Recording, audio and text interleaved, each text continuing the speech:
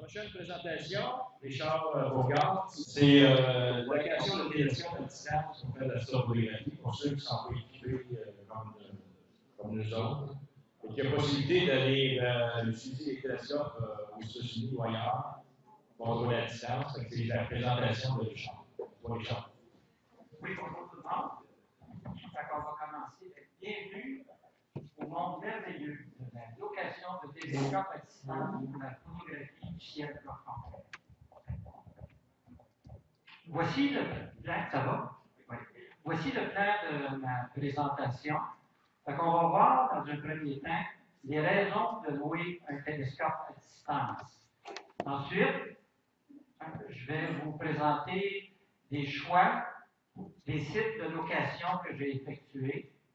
On va regarder ensuite les droits d'auteur de l'image produite, le mode de fonctionnement, la préparation d'une session d'astrophoto. Là, je vais m'adresser pas aux experts, mais ceux qui sont intéressés à faire de l'astrophoto et qui n'ont pas encore entrepris de l'imagerie du ciel profond. On va regarder un point important, c'est la facturation. Ensuite de ça, des exemples d'images prises, des suggestions pour le traitement d'images, et ça va s'adresser aussi à ceux qui commencent en astrophotographie et qui voudraient s'essayer, si vous voulez. Ensuite de ça, je vais vous présenter des références, une conclusion à ma présentation, puis une période de questions à la fin. S'il vous plaît, vous pouvez garder vos questions vers la fin parce que ma présentation dure environ 50 minutes. Mais si vous ne pouvez pas attendre à la fin, vous pouvez toujours m'interrompre, mais j'aimerais bien me rendre jusqu'à la fin. Maintenant, les raisons de louer un télescope à distance. Il y a plusieurs raisons de louer un télescope à distance. Les raisons principales qui vont inciter à utiliser ce service-là, c'est un ciel sans pollution lumineuse. De plus en plus, on a de la difficulté à trouver ces ciels-là près de nous, accessibles facilement. Les conditions météo sont très favorables, avec un ciel souvent dégagé. Ça fait un gros contraste avec le ciel qu'on a ici au Québec. Les sites sont situés en haute altitude, favorisant une transparence et une turbulence de l'air maximisée. Utilisation d'un équipement haut de gamme d'une valeur de plus de 30 000 $. Ce n'est pas tout le monde qui a les moyens d'investir cette somme-là, mais en location, c'est accessible, naturellement, à un prix moindre, beaucoup moindre. On a le choix de plusieurs télescopes pour toute situation d'imagerie, le ciel profond, le moyen champ et le grand champ. On peut imager dans l'hémisphère sud et s'effectue sans déplacement vers des sites peu pollués, ce qui représente une économie de temps et d'argent. Pas obligé de faire un grand voyage et aussi c'est accessible plus facilement. Si on va dans des sites sans pollution, souvent c'est une fois, 2 fois par année, parce que ça, c'est accessible à l'année longue. Maintenant, la connaissance. Voici les 2 meilleurs sites de location. Il y en a peut-être d'autres, mais à ma connaissance, c'est Lightbucket et eTelescope. Ici, je donne des liens pour accéder à ces sites-là. On n'a pas le temps aujourd'hui, dans ma présentation, d'aller visiter ces sites-là. Ma présentation va être disponible après le colloque. Donc, pour ceux qui s'en intéressent, vous pourrez utiliser ma présentation pour accéder directement au site. Maintenant, pour Lightbucket, le site est situé dans les Alpes françaises. L'altitude est de 820 mètres. eTelescope, qui est le plus gros fournisseur, si vous voulez. Les sites sont situés à plusieurs endroits, au Nouveau-Mexique, en Espagne et en Australie. L'altitude est de 1165 à 2225 mètres. Voici des exemples de télescopes que j'utilise en location. Je me suis timé, on n'a pas le temps d'aller voir ces sites-là. Tantôt, plus tard, je vais vous en présenter 3 télescopes que je trouve très intéressants au niveau de prix de revient, si vous voulez, qualité-prix. Je vais vais vous en présenter 3 plus tard dans ma présentation. Mais c'est intéressant pour ceux qui veulent, j'en ai d'autres télescopes qui peuvent être utilisés dans des situations bien spécifiques. Fait que pour ceux qui s'intéressent, vous allez voir tous les télescopes que j'ai loués en location. Maintenant, les droits d'auteur de l'image produite. Ces sites de location sont offerts pour la recherche scientifique, l'éducation et l'astrophotographie. Ce n'est pas une exclusivité, ces sites-là, pour l'astrophotographie, mais il y a plusieurs télescopes qui sont disponibles pour l'astrophotographie. Il y a quelques télescopes qui sont disponibles seulement pour la recherche scientifique parce qu'ils sont configurés pour la recherche scientifique, si vous voulez. Donc, au niveau des droits d'auteur, ce n'est pas des images publiques. C'est un site SPP privé pour e-télescope, puis un compte personnel pour LightBucket. Puis, par Internet, on accède par son code d'utilisateur et son mot de passe. Tous les paramètres de la session d'imagerie sont sous le contrôle de l'utilisateur. Il n'y a rien de prédéterminé d'avance. On choisit ses temps d'exposition, on choisit le nombre d'images parce qu'on va faire du compositage. Et là, c'est important parce que plus on expose longtemps, plus on débourse. Parce qu'il y a un taux horaire là-dessus. Il faut vraiment se concentrer sur le temps d'exposition pour aller chercher suffisamment d'exposition pour révéler tous les détails de l'objet. Donc, j'en profite aussi pour vous dire que c'est une garantie de service total. La satisfaction est garantie. Aucune charge en cas de mauvaise température. Et dans tous les cas, on crédite la session d'imagerie en totalité ou en partie. Ça se négocie avec eux. Si, admettons, les dernières images n'ont pas été bonnes, je vous dis, laisse-moi d'autres sessions, puis je vais y aller. Ils sont très, très soucieux de la satisfaction. Ça m'est arrivé une fois que mon temps d'exposition n'était pas satisfaisant. Je lui ai dit tout simplement, mon temps, j'aimerais ça recommencer en entier, ils veulent donc créditer. Mais chose, si je me mets à faire ça, là, ils vont voir la passe. Fait que c'est sûr qu'ils vont l'accepter, mais pas tout le temps. Voilà. Les considérations générales au niveau du mode de fonctionnement, c'est la configuration de la session d'imagerie. Naturellement, s'effectue par Internet. Il est recommandé de réserver la session d'imagerie à l'avance. Il est aussi recommandé de configurer la session d'avance. Autrement dit, de faire son plan d'imagerie à l'avance. Les deux sites offrent ça. On n'est pas obligé d'assister si on veut faire notre plan d'imagerie. Tu sais, des fois, le cadran ne sonne pas. Le plan d'imagerie va permettre que la session se fasse. Ou si on peut assister dans les deux situations en direct à la session d'imagerie. Les images de pré-traitement sont fournies par le site et ils sont fournies gratuitement. Ils nous offrent des images de pré-traitement, entre autres selon les temps d'exposition qu'on a utilisés. Chaque site offre des tutoriels pour paramétrer la session d'imagerie. Entre autres, pour les télescopes, il y a des tutoriels en français. Nous allons maintenant examiner sommairement la configuration d'une session d'imagerie pour chacun des deux sites. Dans tous les cas, il faut réserver, comme je vous l'ai dit, une session d'imagerie d'avance. Et il est recommandé de s'y prendre à l'avance car les télescopes sont très en demande. Donc, règle générale, au moins une semaine d'avance. Si vous attendez le soir pour faire votre plan d'imagerie, vous réservez, tout est pris, toutes les tâches sont prises, ne sont pas disponibles. Donc, au moins une semaine d'avance. On essaie de regarder la météo dans quelques jours, mais il n'y a aucun problème. Dans bien des sites, la plupart du temps, le ciel est dégagé. Maintenant, pour LightBucket, je ne vous donnerai pas de formation, on n'a pas le temps de 50 minutes, de passer tous les étapes, mais je vais me concentrer d'aller aux étapes finalement les plus importantes au niveau de la configuration. Là, après avoir choisi le télescope, là, c'est juste du clic qu'on fait, des clics qu'on fait dans le site. On sélectionne le contrôle total et on demande une session d'imagerie reportée.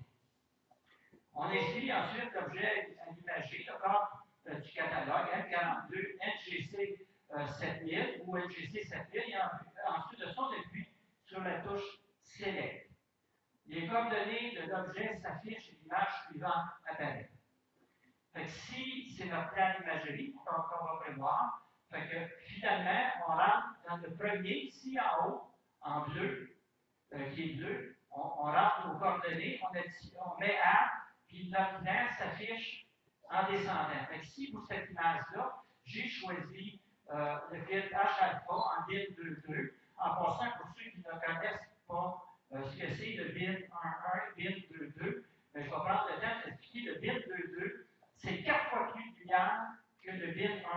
Le bin 1.1, c'est 1 pixel pour 1 pixel. Tandis que là, le bin 2.2, on va cumuler 2 pixels en largeur, 2 pixels en hauteur, ce qui nous fait un super pixel qui va nous donner 4 fois plus de lumière. En location, c'est vraiment important lorsqu'on peut utiliser cette option-là de décision de 4 fois plus de lumière lors d'une facturation 4 fois moins.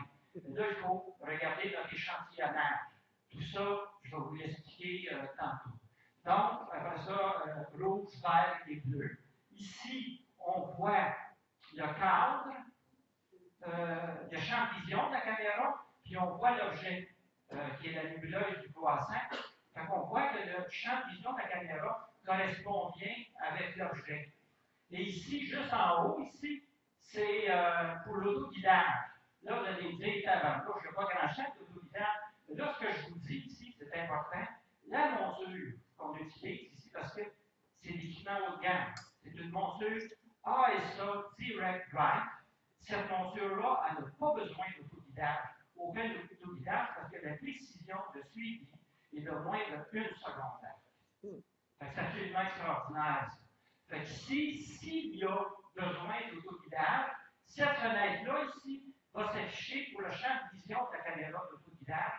Là, il s'agit juste de s'assurer qu'il y ait au moins une étoile dans ce champ de vision-là. Puis s'il y en a 4-5, il n'y a aucun problème, on ne la sélectionne pas l'étoile. C'est le logiciel qui va sélectionner la meilleure étoile pour faire l'autoguidage. Et ensuite de ça, ici, en passant, Light Bucket est très friendly user, en parenthèse, très visuel comparativement à l'e-télescope, qui donne beaucoup d'informations sur notre session d'imagerie, et on va voir ça. Ici, en jaune-orange, c'est notre session d'imagerie. Tout simplement, on déplace à droite ou à gauche notre plan d'imagerie. Donc là, on voit ici que l'image en blanc, ici, c'est que le CERT, dans ce cas-là, c'est la nébuleuse CERT 214, c'est disponible de la photographie dans toute cette plage. Mais nous, ce qu'on va choisir, c'est près du méridien. Parce qu'il faut toujours favoriser de photographier l'objet près du méridien pour la simple et bonne raison que c'est le moment où il est le plus haut dans le ciel. Donc, si on photographie à l'horizon, il y a beaucoup d'air, il y a beaucoup de turbulences. Plus on photographie haut dans le ciel, moins on a de turbulences de ces lignes. Fait que si on voit, je l'ai déplacé, le méridien, il apparaît ici, à 2h53. Je l'ai déplacé près du méridien. On voit ici que le ciel, en gris pâle, ici, c'est l'est, puis en gris foncé, c'est l'ouest. Il y a une autre information très intéressante, c'est très visuel. La Lune se lève vers les 5 heures. Donc, on voit même la Lune qui se lève. On voit que le plan d'imagerie, naturellement, va se faire dans un ciel sans Lune. Et ici, on indique la hauteur de l'objet. Fait que si on voit 35 degrés jusqu'à 90 degrés, puis en vert, ici, très pâle, c'est notre plan d'imagerie. On voit, en gros, là, c'est écrit en petit, c'est difficile à voir, là, mais sur l'écran d'ordinateur, on voit très bien. Donc, le plan d'imagerie va se faire entre 40 degrés et 50 degrés de hauteur, ce qui est très bien. Et voilà. Maintenant, pour les télescopes, après avoir entré sur le site directement, la première chose à effectuer est de générer son plan d'imagerie. Plan générateur en anglais, pour le télescope de son choix. On voit toute la panoplie de télescopes disponibles. C'est le plus gros site de location. Il y en a aux USA, c'est au Nouveau-Mexique, en Espagne et en Australie. Dans ce plan d'imagerie-là, j'ai cliqué simplement sur le télescope T-Size en Espagne. Et le plan générateur apparaît. On inscrit plan NICE, c'est nous qui inscrivons le nom de notre plan. Moi, ce que je trouve très pratique, j'utilise le télescope T-Size, je nomme mon plan T-Size l'objet que j'image. Ici, c'est une des bouleuses du voile qu'on photographie. Ensuite de ça, au niveau du target, je tape simplement le nom de l'objet et je clique sur Get Coordinate. Et c'est le système qui met automatiquement les coordonnées célestes. On n'a pas à les taper, c'est le système qui les met automatiquement. Ensuite de ça, on vient inscrire notre plan d'imagerie. Ici, j'ai choisi, dans ce cas ici, une lumineuse, 11 images de 650. Puis rouge et bleu. Là, il y a l'absence du vert. Mais je vais me créer au montage de mon image un vert synthétique. On est facturé. Hein? Si on peut sauver du temps, on va sauver d'être facturé pour le vert. Et ça fonctionne très bien. Au niveau des options focusing, mais je demande toujours de forcer l'autoguidage. Parce qu'avec les temps d'exposition, le système, il comprend qu'il va auto-guider. Mais moi, je ne prends pas de chance, je demande toujours de forcer l'autoguidage. Dans les options de session, je demande périodiquement de recentrer l'image à toutes les 60 minutes pour la simple et bonne raison. Peu importe, moi j'ai l'expérience, j'en ai un télescope. Peu importe la précision de mise en station du télescope, il va toujours rester une légère dérive parce qu'il est à peu près impossible de se mettre sur le pôle nord céleste de façon parfaite. Donc, il va y avoir un déplacement. Ce déplacement-là, actuellement, c'est tellement précis qu'il n'y aura pas d'étoile étirée parce qu'il est très faible. Mais en cliquant sur cette option-là, je m'assure de ne pas avoir de tranche perdue sur les barres. Parce que si ça se déplace, mon champ de vision va être plus petit. C'est pour maximiser mon champ de vision pour être sûr que ce que je vais perdre sur les barres, ça va être très, très, très faible à tous les 60 minutes. Ensuite de ça, Deter, la dernière option, Deter my image, c'est le Detering. Pour ceux qui ne connaissent pas ce que c'est, ben là, il faudrait que je donne un cours sur le pré-traitement, le traitement des images. Mais ça, ce que ça va avoir comme option, en déplaçant entre les photos l'image, c'est ça va vous permettre de faire disparaître des bruits, des pixels chauds et froids, qui va toujours un petit peu en rester, même lorsqu'on a traité des images. C'est une option que je vous conseille de cliquer. Puis un jour, quand vous montrez le traitement de vos images, vous pourrez être content d'avoir cliqué sur cette option-là. Maintenant, après avoir créé le plan d'imagerie, on sélectionne Make Reservation. Ici, naturellement, j'ai choisi le 2 août. J'étais au moins une semaine avant, au mois de juillet, pour planifier ce plan d'imagerie-là. Donc, j'ai choisi, il commence à 10h30. Ici, l'estimé total de l'exposure, ben, c'est simplement mon plan d'imagerie. Je l'ai additionné et je l'ajoute toujours ici 15 secondes. Parce que le système va calculer la fin du plan d'imagerie. Mais lui, il va calculer, le télescope, il va partir de son point de départ, il va se déplacer, il va faire une mise au point, il va mettre le fil, il va partir l'autoguidage. Ça, c'est tout du temps qui s'ajoute au plan d'imagerie. Fait que le système de calcul, j'ai noté que des fois, il se choque un peu. C'est choque un peu. Fait que j'ajoute toujours 15 minutes de plus pour être sûr que mes dernières images, ils vont être prises. Mais on n'est pas facturé, même si on a 15 minutes de plus, ce n'est pas du temps qui va nous être facturé. On verra tantôt pourquoi. Et il me reste juste, à partir de ce moment-là, on vient mettre l'autre chemin, puis notre plan, on sélectionne notre plan d'imagerie ici. Donc là, on ne sera pas obligé d'être présent, parce qu'on a un plan d'imagerie, on ne sera pas obligé d'être présent lors de la session d'imagerie. On confirme à ce moment-là, confirme reservation, et ensuite de ça, automatique procedure dans session. C'est une option que s'il pleut, ou le vent, ou il y a du mauvais temps, puis le plan d'imagerie ne peut pas réalisé, mais le système peut automatiquement le restituer. Mais moi, je ne veux pas ça. Je ne veux pas ça. Moi, je veux avoir un contrôle total. C'est moi qui vais décider si le plan d'imagerie ne s'exécute pas. C'est moi qui vais décider l'autre moment de l'exécution du plan d'imagerie. Maintenant, une fois qu'on a confirmé, il nous résume finalement ce qu'on s'apprête à confirmer. Puis dès qu'on a cliqué ici sur Make Reservation, notre ID qui nous confirme que notre plan d'imagerie va s'exécuter. On n'est pas obligé de prendre en note le numéro, parce que dans nos données sur le site, on peut accéder à notre plan d'imagerie. On peut même l'annuler, notre plan d'imagerie, je pense, 24 heures d'avance, qui nous permettent d'annuler le plan d'imagerie au besoin. Maintenant, la préparation d'une session d'astrophotographie.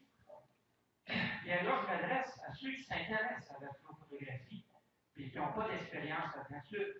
Les experts, ceux qui sont habitués, n'ont pas besoin, ils savent quoi faire. Il faut se préparer parce que là, on a préparé, là, il faut savoir que l'objet va être présent dans le ciel, où on va le photographier, qui va passer près du méridien. Il faut se préparer d'avance. Donc, les éléments à préparer avant de commencer à planifier une imagerie, c'est choisir l'objet visible pour la nuit d'astrophotographie, de préférence passant le méridien, choisir une période de nouvelle lune, choisir une période d'au moins 1 heure avant le coucher du soleil et c'est-à-dire au moins 1 heure après le coucher du soleil, excusez-moi, là on va photographier dans le jour, et au moins, au maximum 1 heure avant le lever de celui-ci. Idéalement, préférez une session d'imagerie juste avant ou après le passage au méridien et déterminer le champ de vision du télescope en rapport avec la dimension de l'objet à imager. Pour ça, il y a des outils d'aide. En fait, on va s'aider pour qualifier tout ça d'un planétarium. Ici, je vous mentionne Stellarium, qui est gratuit, qui est un planétarium. Il y a beaucoup de gens qui l'utilisent. Windstar, qui est gratuit aussi, que moi j'utilise beaucoup, parce que je suis familier avec. C'est peut-être pas le meilleur, mais je suis familier avec. Ça va bien quand je l'utilise. Aussi, j'utilise beaucoup Chedex aussi pour planifier les sessions d'imagerie. Et moi, j'ai un téléphone intelligent, Android. Il y a Sky Safari, qui est un super logiciel disponible sur les 2 plateformes, iPhone et Android, qui a des frais minimes. Qui est très, c'est le fun d'avoir à portée de la main un planétarium. Ça sert partout où on est. Et pour déterminer le champ de vision du télescope en rapport avec la dimension de l'objet à imager, on utilise l'information du planétarium. Puis pour la dimension du champ de vision, mais tous les télescopes sur les 2 sites sont décrits. Toute la configuration des télescopes sont décrits. Et dans le champ de vision, c'est toujours en minutes d'arc et en secondes d'arc. Puis dans le planétarium, on donne la dimension en minutes et secondes d'arc. On peut, comme ça, voir que l'objet part bien dans le champ de vision de la caméra. Et maintenant, au besoin, on peut aussi effectuer ses propres calculs en utilisant le site suivant. C'est mon site web à la section calcul astronomique. Tantôt, je vous ai parlé de DIN2. Je vais vous parler d'échantillonnage, tout ça. Tout est décrit dans les détails, des formules pour évaluer l'échantillonnage d'une caméra, tout ça dans ce lien-là. On n'a pas le temps d'y aller aujourd'hui, mais pour ceux qui s'intéressent à l'astrophotographie, je vous invite à consulter cette section-là qui aide beaucoup à la préparation d'une session d'imagerie.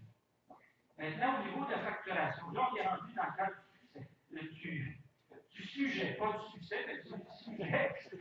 On est rendu, comment ça coûte? Parce que ça peut coûter très cher. Ça peut coûter énormément cher. Si on dit, je vais faire 17 heures d'exposition, faites pas ça. Il faut se donner les moyens d'aller chercher les détails qu'on a besoin. Puis c'est là qu'il y a le défi, si vous voulez, lorsqu'on loue des télescopes à distance. Et moi, un des éléments importants à considérer, ça c'est important, très, très, très important. Lorsqu'on est dans un ciel sans pollution lumineuse, le bruit est faible. Le bruit ambiant, je parle du bruit ambiant. Je ne parle pas du bruit de l'électronique de la caméra, tel que le bias, le noir, le dark, et tout ça. Je parle du bruit ambiant. Et ça, on va bénéficier de ça. Parce que comme le bruit ambiant est très faible, le signal, le temps d'exposition va demander beaucoup moins de temps d'exposition pour que le signal soit au-dessus du bruit au point de départ qui est faible. Ça, retenez ça. Puis un des formules que j'ai utilisées pour déterminer mon nombre d'images, c'est que le pourcentage de bruit restant est égal à 1 divisé par le nombre d'images. Mais là, j'ai préparé un tableau pour vous montrer l'importance que ça a face à la pollution lumineuse.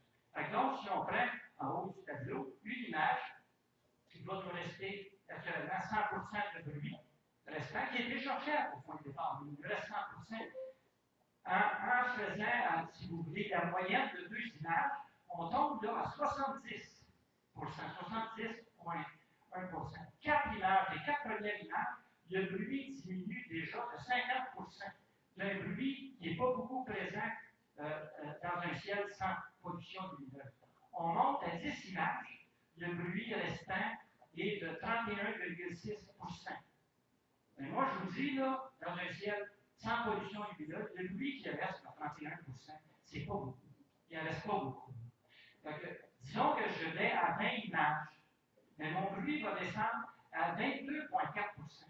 Donc là, on s'aperçoit qu'à partir de 10 images, les images qu'on additionne après, le bruit diminue beaucoup moins que les premières images. Ça, c'est un élément vraiment important. Moi, j'ai décidé, moi, c'est 10 images que je vais prendre. Parce que si j'en prends 20 autres, ça prend 2 fois plus. Je vais calculer 2 fois plus pour aller chercher quoi? 9% de diminution de bruit qui n'est pas beaucoup présent en partant. J'ai dit, moi, là, je ne ferai pas pour ça. Moi, c'est 10 images que je retiens. Donc là, on vient de déterminer ensemble que ces 10 images, on va toujours prendre pour l'image de luminance, qui est l'image la plus importante. C'est elle qui va nous donner la profondeur, la netteté, puis les contrastes de l'image. Et pour les images RVB, je vais me contenter d'en prendre seulement 4. Pourquoi 4? Parce qu'à partir de 4, on a une diminution de 50% du bruit. Puis même s'il reste du bruit dans ces images-là, là, c'est l'image de luminance qui va être superposée à l'image couleur RVB. Et puis l'image couleur, je vais rajouter un flou gaussien dessus jusqu'à temps que 100% de bruit va disparaître. Il n'y aura pas. Le bruit restant de l'image RVB, elle n'existera plus. Parce que ce qui est important de noter, c'est l'image de luminance. L'image couleur, donc, pour se résumer, même si elle n'a pas la même résolution, même si elle a du bruit, c'est de rajouter des couleurs. Elle n'est pas obligée d'être aussi nette. Si je mets un flou gaussien, ça ne changera pas grand-chose. C'est la netteté, c'est mon image de luminance. Donc, on vient de déterminer ici 10 images luminantes. Je vais rajouter peut-être une ou deux images. Je vais faire du sigma clip qui va me permettre d'éliminer les parasites lumineux, tels que les rayons cosmiques, s'il y a des traînées lumineuses d'avion, s'il y a des étoiles filantes et tout ça. Le sigma clip va permettre, mais ce qu'il va faire, c'est qu'il va enlever des pixels. Je vais perdre, en gros, tout dépendant le fil que je prends, je vais perdre une ou deux images, tout dépendant de la force que je mets sur le nettoyage de ces défauts-là. Donc, vous allez voir dans mon tableau sur les temps d'exposition, je vais toujours aller un petit peu plus que 10 ou 11 images, 11 ou 12 images. Maintenant, on pourrait sanctionner ici. On pourrait sanctionner. Je dis, moi, j'en veux plus de bruit. J'en veux plus de bruit dans mon image. Je vais éliminer ça complètement. Mais c'est 10 000 images que je prends pour éliminer le bruit. Donc là, il va en rester 1%. C'est-à-dire, on va éliminer le bruit à 99%. Donc, c'est quelque chose. Puis moi, quand j'ai commencé à l'astrophotographie en 2008, les premières images, j'envoyais du bruit dans mon image. Puis je disais, on va éliminer ça, moi, ce bruit-là. Il n'en reste plus de bruit. Parce qu'il y a des techniques aussi qu'on peut utiliser pour réduire le bruit. J'allais apprendre justement, il n'y en avait plus de bruit. Je présente ça dans Astro-Québec. La première chose qu'on dit, Richard, je m'appelle au public, dans Astro-Québec, la première chose qu'on dit, c'est Richard, on ne voit rien dans ton ciel est bloqué. Il est noir, il faut t'aider ça. Ça prend de la texture, ça prend des détails dans ton ciel. Mais avec 10 images, c'est ce détail-là, tant recherché qu'on va obtenir dans un ciel sans pollution lumineuse. Alors, bravo. Maintenant, je vais vous présenter les trois télescopes que je vous suggère. Le premier, le LB pour l'Eye Rocket, le télescope numéro 5 pour le ciel profond. À droite, le T16 pour le moyen champ, T pour I télescope, et le dernier en bas pour le T14 pour le grand champ, qui est aussi le I télescope. Ça, c'est vraiment le grand champ. On peut prendre la galaxie d'Andromède avec ce télescope-là. C'est un très grand champ. Ici, pour l'Eye Rocket, pour le ciel profond, c'est une magnifique astrosystème qui est réputé, c'est un truc qui vaut une fortune, qui est en carbone en passant. Un beau 12 pouces. C'est un beau diamètre, parce que quand on va dans le ciel profond, on va aller jusqu'à photographier des galaxies lointaines. Ces galaxies-là, ils sont plus lumineuses. On va aller chercher le plus de magnitude possible. Je vous dis, sur les sites de location, il y a des télescopes jusqu'à 17 pouces. Il y en a essayé un fois. Mais ça coûte un bras. Je ne le conseille pas. Mais lui, il est très économique parce qu'il est ouvert à f3,62, c'est-à-dire qu'il est très lumineux. C'est un télescope très lumineux. Fait qu'on va pouvoir bénéficier de cet avantage-là. La monture ASA Direct Live, merveilleux, moins de 1 seconde de précision, sans autoguidage, fabuleux. La caméra Microline 8300, que dire de cette caméra-là? Je pense que c'est une des meilleures caméras du marché, parce que moi, j'ai regardé le BARIS de cette caméra-là. C'était la première fois que je ne voyais pas de ligne verticale dans l'image. Parce que les caméras CCD sont très sensibles. Puis, ils ont le défaut de produire des lignes verticales. Mais cette caméra-là n'en produit pas de lignes verticales. C'est une caméra de très, très grande qualité. Ça veut dire par figure-eight instrument, caméra qui coûte une fortune. Moi, je n'ai pas les moyens de payer ça, mais là, je peux l'utiliser. Au niveau du T16, qui est moyen champ, c'est de la très belle lunette 150 mm, 5,9 pouces. Quand on est rendu dans le moyen champ, grand champ, on n'est pas obligé d'avoir une ouverture aussi grande, parce que déjà là, les objets sont plus près de nous, donc plus lumineux. Et puis là, ce qu'on va aller chercher, parce que les lunettes, comparativement à des tubes optiques comme le Newton, il y a des piquets extraordinaires dans ces lunettes-là. Il y a du détail, des contrastes. C'est vraiment fabuleux, cette lunette-là, ce qu'elle donne comme résolution. Maintenant, il faut dire que la monture Paramount est là, qui est une monture qui est considérée comme une référence en astrophotographie. Très précise, mais moins précise que l'autre. Elle, pour avoir une précision de moins de 2 secondes, elle a besoin, par exemple, d'être autoguidée. C'est une caméra absolument extraordinaire. Et naturellement, la compagnie SB, qui produit des caméras de très grande qualité, ici, on a une caméra de 11 mégapixels. C'est excellent pour le grand champ, pour le moyen champ et le grand champ. Et que dire de la très belle lunette encore Takahashi pour le T14 de grand champ, peut-être juste 4,2 pouces. Mais cette caméra-là, j'ai pris plusieurs photos avec cette lunette-là. Et puis je peux vous dire que le piqué, les contrastes, les choses absolument fabuleuses en grand champ. Et toujours la monture Paramount est là, puis toujours la même caméra SB 11 000. Maintenant, au niveau des temps d'exposition suggérés, je sais s'il y en a quelqu'un, même, Jacques me parlait, il a dit, Richard, ça doit coûter un bras, Richard. Ça doit coûter un bras aller en location, tout ça, là, avec des temps d'exposition de 10 heures, 15 heures, qu'on fait ici au Québec. J'ai dit, non, moi j'arrive ici, là, je vais vous expliquer, j'arrive à une moyenne, regardez en bas ici, j'arrive à une moyenne de 150 et 1,80 $. Disons, j'arrondis à 150. Moi, je vous dis, avec la configuration que j'ai donnée, j'arrive à une moyenne, une session d'imagerie de 150 $. Quelqu'un va dire 150 $ quand tu fais. Il va dire c'est 150 $ qui est envolé. J'utilise, voilà, un équipement de 30 000 $. Puis 30 000 $ pour le ciel profond, mais si je veux faire du grand champ, il faut que j'achète une autre lunette qui coûte 7 000 8 000 $. Je suis rendu facilement à 40 000 $. 40 000 investis des poches ou 150 $ de la session. Je peux en faire un gros œuf de bois avant de vendre. Voilà l'intérêt. Voilà l'intérêt d'utiliser, je vous conseille d'utiliser ces temps d'exposition-là suggérés, parce qu'on va voir des images tantôt. J'ai obtenu du succès. Je ne vous présenterai pas ces temps d'exposition-là si je n'aurais pas produit des belles photos avec ça. Donc aussi, on va regarder, je ne sais pas quel temps il me reste.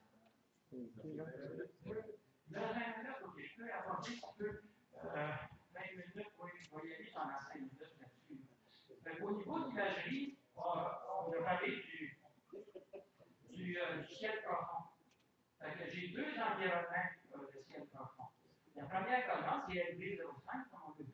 La première colonne, je ne ferai pas de regard dans l'image, je ne ferai pas de crosse dans l'image. Donc, c'est quand même un beau champ de vision. Si on regarde à la largeur, ici par le hauteur, c'est 56 minutes d'acte par 42 minutes d'acte. C'est quand même assez grand, ça. Mais là, vu que je ne relève pas dans l'image, je vais aller dans le bin 2.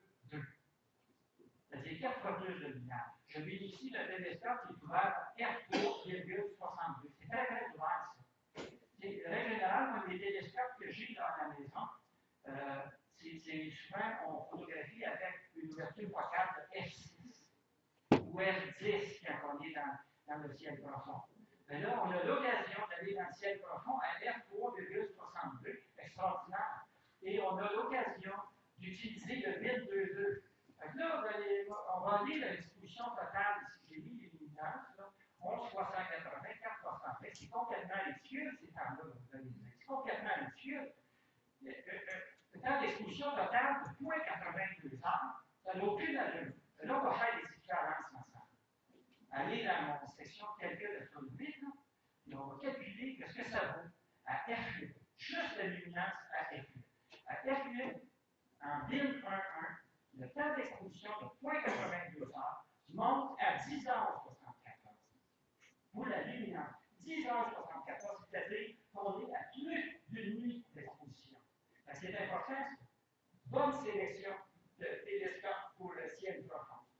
Et pour les images RVB, j'ai déterminé 4 en 3, 6 fois plus de luminance. Les images RVB n'ont pas obligé d'être aussi. Là, ça va mieux. Ça baisse, ça fait. Les images RVB n'ont pas été obligées d'être aussi définies, aussi nettes que l'image de luminance. Donc voilà, on a une belle formule ici, avec un coût estimé de la session de 94 et 26. Pour les nébuleuses planétaires, les galaxies lointaines. Là, on n'ira pas en bin 2.2 parce que là, on a besoin de résolution. On a besoin d'une bonne résolution. Donc là, on va rester en bin 1.1, mais on n'utilisera jamais dans la configuration que je suggère une image H-alpha parce qu'on va manquer de signal. Mais quand on photographie une galaxie, on s'entend, lorsqu'on connaît la technique, on n'a pas besoin d'image H-alpha, c'est un filtre clair. Quand on utilise un filtre clair, ça va chercher jusqu'à 2 à 3 fois plus de lumière qu'un filtre RVB, un filtre H-alpha. Puis quand on a un filtre H-alpha très, très étroit, là, ça va chercher jusqu'à 3 fois plus de lumière. Fait que là, dans ce cas-là, on n'utilisera pas de filtre H-alpha. Donc ça veut dire que l'équivalence à F8 de 5,29 heures, mais on n'utilisera jamais le filtre H-alpha, ça vaut au moins 10h74. 2 fois plus, ça vaut au moins ce temps-là. C'est ça qui est intéressant. Et là, on va cropper l'image. Parce que lorsqu'on fait du ciel profond, on n'a pas besoin d'autant de pixels. Les experts vont dire, on n'a pas besoin d'autant de pixels. C'est la résolution qui est importante. La résolution, quand on parle d'échantillonnage, ici, on a un échantillonnage idéal de 1 seconde d'acte. J'ai oublié de dire qu'il y a en parenthèse, ici 1 seconde d'acte. Mais c'est ça, c'est mon fichier Excel à moi que j'ai reproduit. Donc, on a 1 seconde d'acte. Ça veut dire que ça va me donner une résolution de 2 secondes d'acte. Excellent. Excellent. Donc là, on a une très, très belle résolution dans cette configuration-là. Donc, je vais monter, par exemple, à 13 images de 300 secondes, parce que là, je suis à 1.1. Et voilà, ça va monter à 155 et 82. Et je vous dis que dans ce cas-là, lorsqu'on va photographier des galaxies lointaines, on va avoir de très bons résultats. Pour les galaxies très très faibles, magnitude 14, on va s'en parler, parce que des galaxies qui montent jusqu'à une magnitude de 14, ça c'est très très faible. Peut-être pas. Mais pour des galaxies qui sont à 10, 11 de magnitude, même jusqu'à 12, ce temps-là d'exposition-là va être bon, je vous le garantis. Maintenant, on va aller dans les autres télescopes, des temps d'exposition suggérés, mais ça ressemble un peu. Vous avez vu quelque chose? Aussi, un élément important que je veux vous mentionner là-dessus, la résolution de mon portable, ici que j'ai dit, résolution de mon portable, c'est-à-dire la résolution d'un ordinateur est environ 1,4 mégapixels. On va toujours s'arranger, même lorsqu'on prend l'image, d'avoir une résolution supérieure à la résolution du portable. On va voir quoi ça? De l'ordinateur, si vous voulez, standard de l'ordinateur. Pourquoi ça? Parce que l'image, si on affiche plein écran, l'image va être compressée. En compressant l'image, le bruit va être moins présent. Parce qu'on compresse. Ensuite de ça, les contrastes vont être plus beaux, puis la netteté va être plus belle. Toujours, lorsqu'on prend une image, de jamais descendre en bas de la résolution d'un ordinateur, de toujours être au-dessus. Ça va donner une plus belle image. Puis le bit 2.2 qu'on a utilisé, je veux dire, j'ai une résolution de 4. Il y a des qu'on dit résolution de 4, ouais, c'est pas idéal, mais quand l'image se comprend, on comprend bien. Et plus il y a de compression, on oublie ça, la résolution de 4. C'est ça. Puis en gardant ça en tête, cette chose-là, c'est que si jamais vous décidez d'imprimer votre image en 16 par 20, je vous garantis qu'avec 2,1 mégapixels, ça va donner une très belle image en 16 par 20. Souvenez-vous de ça. Maintenant, voici une image, je vais vous donner le T14, grand champ, la nébuleuse du Cœur, dans la constellation Cassiopeia, avec une magnitude qu'on peut dire moyenne de 6,2. J'ai utilisé exactement les temps d'exposition de mon tableau. Exactement les temps d'exposition de mon tableau suggérés pour ce télescope-là. Seulement 2,23 heures en total. Regardez-moi le détail qu'on a, la profondeur qu'on a, la luminosité qu'on a dans le fond du ciel, puis la qualité de ce télescope-là. Regardez le piqué de l'image des étoiles. Le suivi dans mon feuille paramètre, regardez ça, tout est beau, tout est marron, pas de problème. J'ai plus de difficulté avec mon télescope. Je ne vais pas coûter celui-là. Maintenant, M45, la nébuleuse des Pléiades. Une superbe nébuleuse d'une magnitude à 1,2, c'est très, très, très lumineux. On s'entend, c'est très lumineux. Donc là, je me suis dit, ouais, je vais tout mettre le temps d'exposition de mon tableau. 11 images, si vous voulez, de 600 secondes. J'ai dit non, regarde-moi ça. Je vis ici d'une magnitude importante. Donc là, mon tableau, c'est des temps d'exposition suggérés dans des conditions qu'on a de magnitude moyenne. Quand on se ramasse avec un objet très lumineux, on peut profiter de couper. J'ai coupé le temps en deux, entre autres. Avec, écoutez, là, c'est 1,55 heures seulement. Regardez tout le détail qu'on a. Regardez les gaz, on voit des beaux petits filaments, ça, j'adore ça. On voit des beaux petits filaments à la très belle image pour un temps d'exposition quand même 1,55 heures. On est dans un ciel sans pollution lumineuse. Pour réussir quelque chose comme ça au Québec, même là, c'est difficile, il faut utiliser des kits à bande passante étoile, donc on peut facilement multiplier le temps par 3 puis par 4. Maintenant, ici, la nébuleuse, une des nébuleuses du voile, la NGC 6960, qu'on appelle aussi, regardez la bien cette nébuleuse, on l'appelle la nébuleuse du balai de la sorcière. Ah, ça ressemble à un balai. Hein, c'est pas pire. C'est une très très belle lumineuse. Et ici, moi, en ciel sans pollution lumineuse, lorsque je fais les nébuleuses, je ne suis pas obligé. Mais quand la nébuleuse émet son signal, surtout dans le rouge, j'aime beaucoup utiliser le filtre H-alpha, qui va aller chercher beaucoup de belles nuances dans le rouge. Mais ici, ce n'est pas approprié parce que cette nébuleuse-là, elle a de très, très belles couleurs dans le bleu.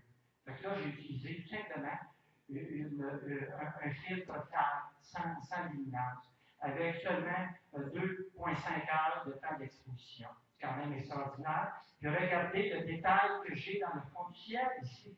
2,5 heures de temps d'exposition. Regardez le détail que j'ai dans le fond du ciel. Absolument extraordinaire. Très content de cette photo-là.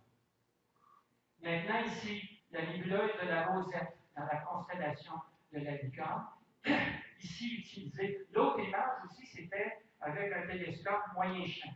Ici, on rentre dans le télescope pour le ciel profond. Mais le LP05, c'est récemment que je l'utilise. C'est très récemment. Ils l'ont sorti en avril 2012. J'avais délaissé un petit peu dans le paquet parce que je trouvais que c'était plus dispendieux parce que les autres, quand ils facturent, c'est 1,30. Ils facturent le temps de déplacement. J'ai oublié de vous dire ça tantôt. Tandis que l'iPocket facture le temps d'exposition. J'avais délaissé un peu, mais quand j'ai vu ce super télescope-là, LB05, avec une ouverture de f3,62, on s'en foutu, tant que c'est un télescope ouvert.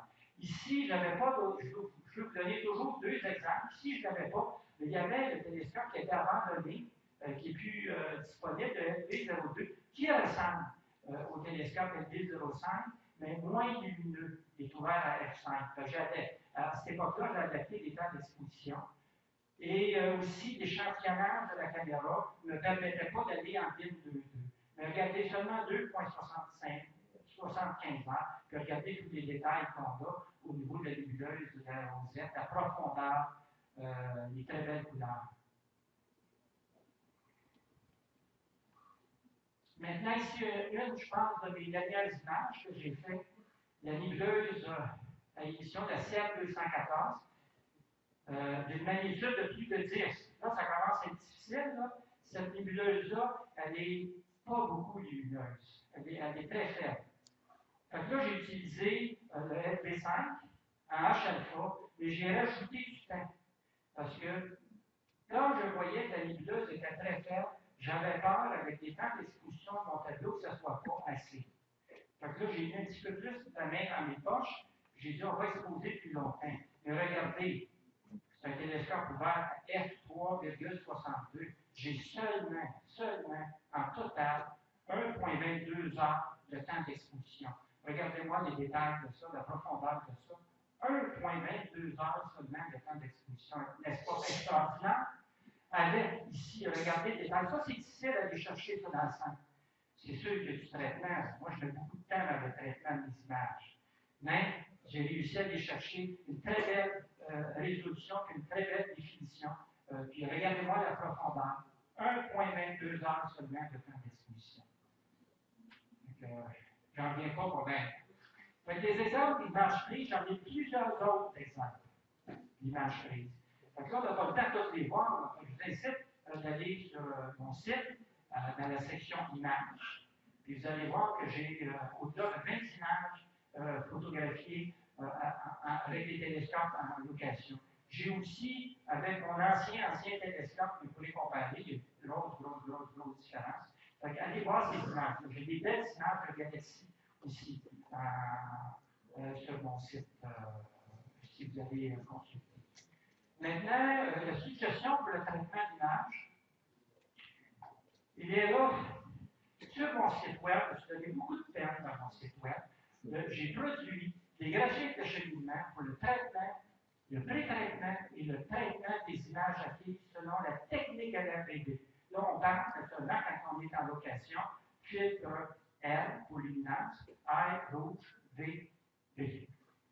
L'avantage de ces deux graphiques, c'est qu'ils permettent de voir dans une seule page tous les traitements effectués. C'est un beau résumé, ça, une seule page, parce qu'il y en a du traitement à faire. Là, on n'a pas le temps d'y aller, mais j'ai un exemple pour vous pour le traitement des images. Donc, on va aller voir ça. Voici ce qu'il faut faire pour le traitement d'images. La première chose, c'est quelqu'un qui n'est pas habitué. La première chose, c'est qu'il va dire « Wow! On est loin de la photo de ta veille, hein? Il va dire « C'est pas un fichier, ça, c'est wow! Y a-t-il du travail à faire là-dedans? » Parce que même lorsqu'on est en location, on va avoir la surprise au début. J'utilise des télescopes qui valent au-delà de 30 000 $. Moi, l'image, c'est foncé, c'est un pas, il y a beaucoup de travail à faire, il y a beaucoup de traitements à faire. Sur mon site, j'ai décrit ça, puis l'avantage d'afficher ça sur mon site, c'est tous les processus. Vous cliquez sur le processus, vous avez la description détaillée. N'est-ce pas merveilleux? J'ai mon résumé d'une seule page, puis quand je descends, je clique, j'ai le processus. Tu vois beau ça? C'est extraordinaire, ça. Et là-dessus, je vous dis ici, l'assemblage que je fais de moi, je sais que mes images RDB sont moins définies, sont moins. Je ne vais pas mettre mon image RDB par-dessus mon image de luminance. C'est l'image de luminance que je vais mettre par-dessus. Puis je la traite séparée. Je ne vais pas l'assembler tout de suite, je la traite séparée. C'est mon image de luminance qui va donner tous les détails, toute la profondeur, toute la netteté. On a vu les images. L'image RDB, ce que je fais toujours dessus, mais je vais dire, j'ai du bruit, je rajoute un flou gaussien pour le faire disparaître. Je saute beaucoup dans mon image, jusqu'à temps que le bruit disparaisse. Ça varie. Des fois, je fais 3, des fois, je fais 5, jusqu'à temps que le bruit disparaisse. Ensuite de ça, on sait que quand on met l'image de luminance par-dessus l'image couleur, on a une perte de couleur. Des fois, les couleurs vont être changées. Donc, on va rajouter de la saturation des couleurs. Mais en rajoutant de la saturation des couleurs aussi, on rajoute du bruit. Donc, le fait de mettre un sous-gaussien jusqu'à temps que ça disparaisse, on garde l'intégrité de notre image de luminance, puis on a les couleurs de l'image RDB. Puis vous avez vu ce que j'ai réussi à produire. Les images, les couleurs sont là quand même. Voilà. Maintenant, les suggestions pour le traitement d'image, sur les deux sites de location, il peut arriver des situations différentes concernant les images de pré-traitement fournies. Entre autres, l'utilité ou non d'utiliser le bias. Ici, je ne peux pas rentrer dans les détails, mais c'est important ça. Si on utilise un bias et je ne voulais pas l'utiliser, on vient de réintroduire du bruit dans notre image. Sans embarquer dans les détails, pour ceux qui veulent débuter en astrophotographie, c'est d'aller simplement cliquer sur mon site à l'acquisition de pré-traitement. J'explique tout ce que ça, toute l'utilité des images de pré-traitement, puis la meilleure utilisation possible de ces images de pré-traitement. Voilà. Et ici, aussi, souvent, dans les sites savaries, ils vont nous offrir des images individuelles pour, mettons, les lampes, les standards de 10. Mais des fois, ils nous fournissent des master bias, c'est-à-dire, c'est déjà tout traité, ça, ils nous les donnent. Mais là, il faut savoir le traitement qu'ils ont fait. Fait que c'est toutes des images fit. Fait qu'il y a un fit header où ils décrivent dans les détails tous les traitements qui ont été faits. Fait que lorsque on a des masters comme ça, on va consulter l'entête de fichier fit. Si on a la CDF, très facile à afficher. Puis là, on prend en note les traitements qu'ils ont fait. Puis avec le lien sur mon site Internet, on va chercher le meilleur traitement approprié pour ce qu'on fait, pour avoir une belle continuité.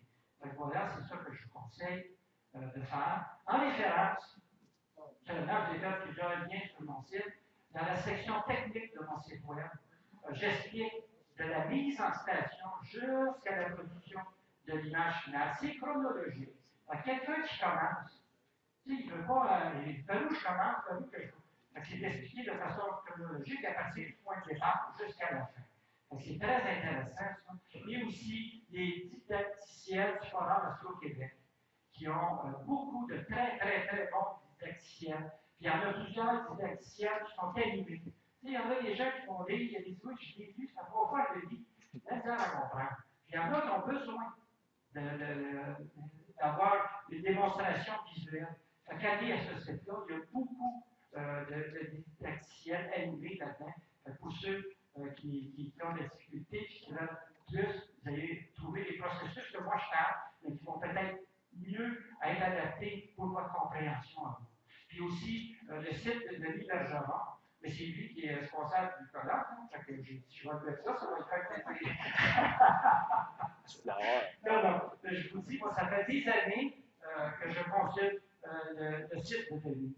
Puis merci Denis pour ta grande générosité, parce que c'est quelqu'un qui est très généreux. Tout ce qu'il apprend, il livre aux autres. C'est mon défaut, c'est vrai.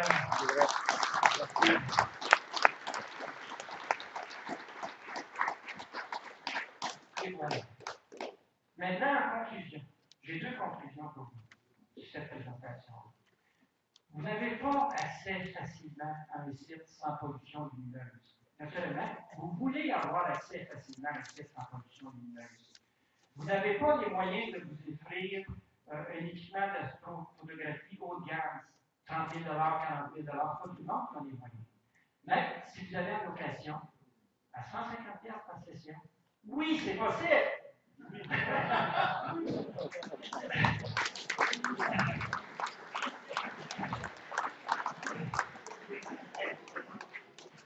Merci. Merci, Richard. Est-ce qu'il y a des questions? Ah. Oui, une question aussi.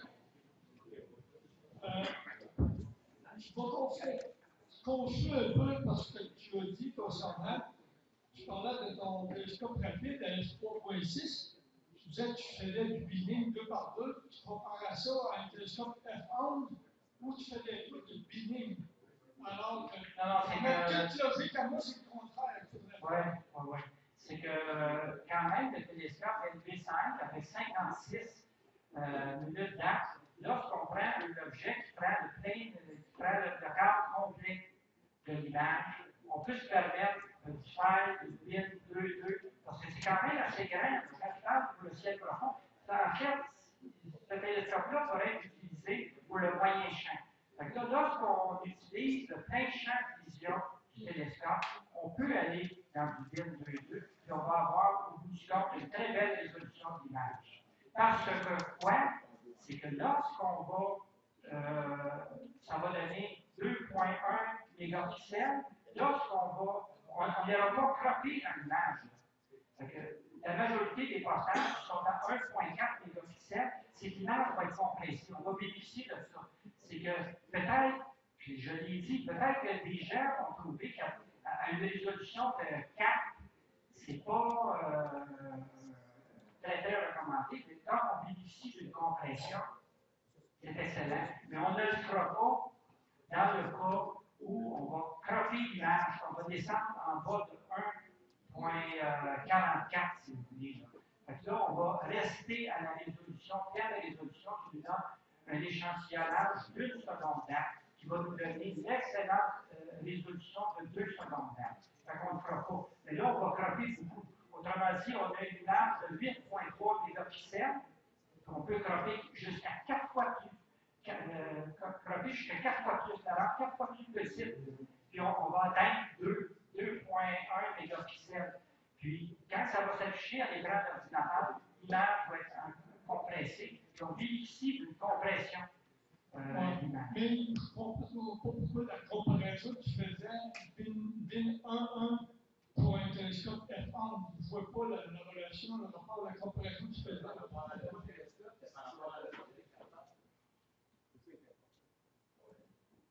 Continue. Par rapport à l'autre. Je n'ai pas compris.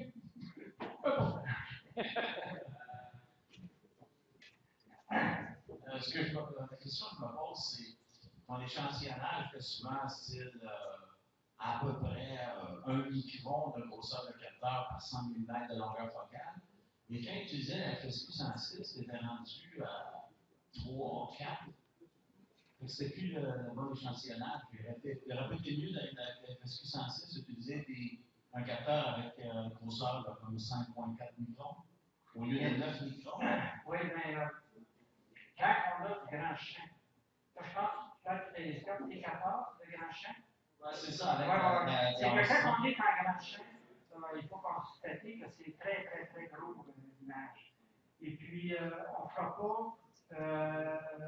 C'est que l'objet va entrer de plein champ de vision. Si on utilise le grand champ, il faut faire du quoi? Fait qu'on a 11 mégapixels. Pensez-y, on a 11 mégapixels. Quand l'image va s'afficher sur l'ordinateur, elle va tomber à 1.4 mégapixels. Une compression extraordinaire. Moi, je sais par expérience, oubliez ça, l'échantillonnage, lorsqu'on bénéficie d'une compression comme ça. C'est bien sûr que si on zoome dans l'image, on va voir des défauts. On va les voir. On ne verra plus l'objet. À quoi ça sert de zoomer dans un nuage qu'on ne voit plus l'objet? Un œuvre d'art, c'est d'avoir au complet plein écran. Mais là, c'est juste à l'écran, mais qu'est-ce qui arrive si on l'imprime? On le fait imprimer. L'imprime, je peux vous dire que 2 mégapixels, 2,1 mégapixels va donner un agrandissement 16 par 20, une très belle résolution. Imaginez-vous que vous avez 11 mégapixels, vous n'avez pas compressé l'image. Quand vous allez l'agrandir, vous pouvez faire un close-up, plein mur avec ça. Il n'y aura pas de problème. OK. Dernière question. Une question, c'est juste pour, si jamais il y a quelqu'un qui s'intéresse, je les en parle, même si c'est des calendriers pour moi. Mais s'il y a quelqu'un qui veut voir ce que ça peut donner avec un 12 par 16, avec une image agrandie en 12 par 16 à partir de 2 mégapixels, ça vous donnera une idée. Et effectivement, il n'y a pas d'histoire. Hein, regardez. Vous pouvez la regarder de près. Ça part de. C'est une image de 2 mégapixels. Ça. On a besoin d'avoir des millions de mégapixels pour arriver à du. Mais on vous êtes un coup d'œil à la fin.